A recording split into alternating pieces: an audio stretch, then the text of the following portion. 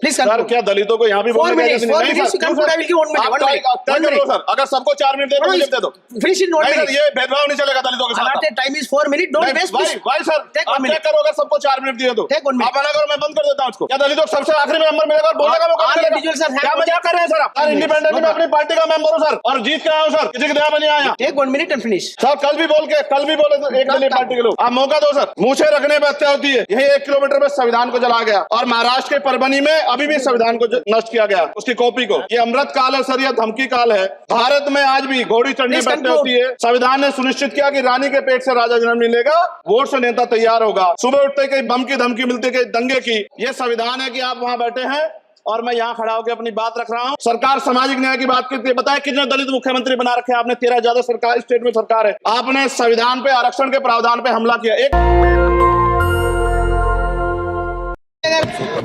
श्री चंद्रशेखर आजाद, धन्यवाद सभापति जी। आज हम संविधान की गौरवशाली यात्रा पे जो की बात कर रहे हैं।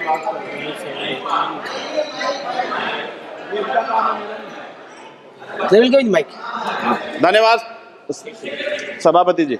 आगे सर, आगे।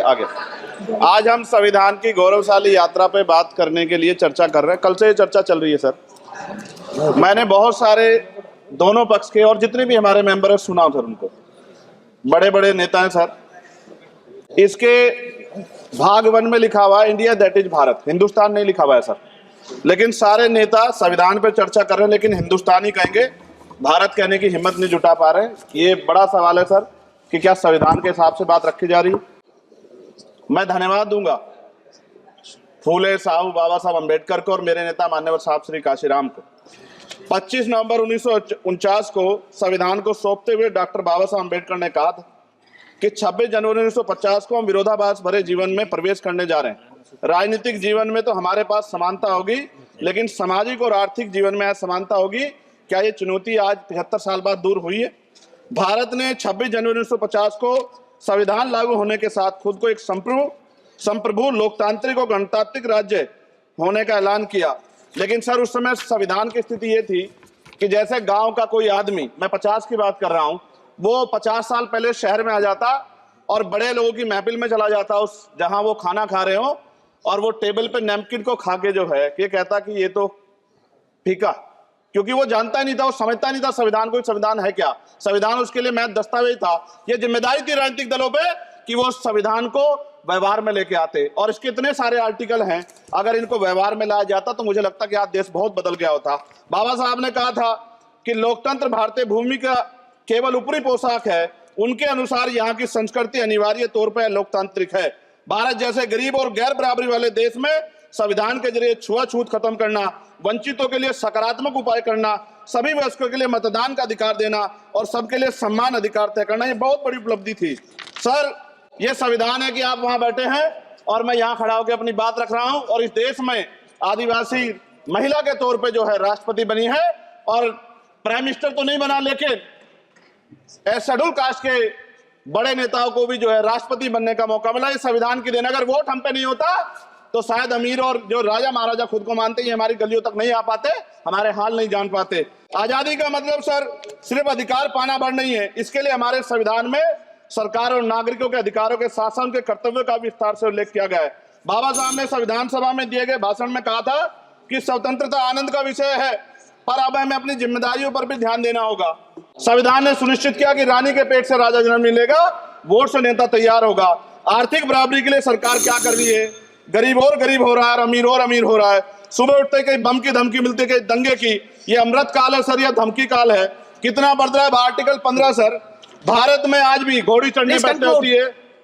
प्लीज सर, क्या दलितों को यहाँ भी बोलने का सर? अगर सबको 4 मिनट दे मुझे दे दो। Finish in 1 minute. ये भेदभाव नहीं चलेगा दलितों के साथ। Time is 4 minute, don't waste. भाई सर, आप क्या करो अगर सबको 4 मिनट दिए तो आप मना करो, मैं बंद कर देता हूँ उसको। क्या दलितों को सबसे आखिरी में नंबर मिलेगा और बोलने का मौका मिलेगा? क्या मजाक कर रहे हैं सर आप? No, ये all independent people are having only 4 minutes. You take sir, independently मैं अपनी पार्टी का मेंबर हूँ सर, और जीत के आया हूँ सर, किसी के दया में नहीं आया। Take 1 minute and finish. Sir कल भी बोले तो एक दलीय पार्टी के लोग, आप मौका दो सर। मूछे रखने पर हत्या होती है, महिलाओं पे, छोटे मासूम बच्चों पर रेप हिंसा होती है, एनसीआरबी का डाटा देकर डर लगेगा। यही 1 किलोमीटर में संविधान को जलाया गया और महाराष्ट्र के परभनी में अभी भी संविधान को नष्ट किया गया, उसकी कॉपी को। आर्टिकल 25-26 में संविधान में सभी को धार्मिक आजादी, कहाँ है दलितों की, मुसलमानों की, जैनों की, बौद्धों की, ईसाइयों की? छत्तीसगढ़ में सतनामी समाज को संविधान की अपनी धार्मिक आजादी के आधार पर जो है उनको अपमानित करके जेल में बंद कर दिया। संभल, अजमेर, अयोध्या सब इसका उदाहरण है। आज ये सरकार आलोचना डरती है। कितने लोग जेल में बंद है? मिरान हैदर, खालिद सैफी, उमर खालिद खान, सिफा खान, गुलफ्शा फातिमा और आजम खान साहब राजनीतिक विरोध में बंद है। सरकार यहाँ बैठी है, सरकार सामाजिक न्याय की बात करती है। बताए कितने दलित मुख्यमंत्री बना रखे हैं आपने? 13 ज्यादा सरकार स्टेट में सरकार है। कितनी महिला मुख्यमंत्री है?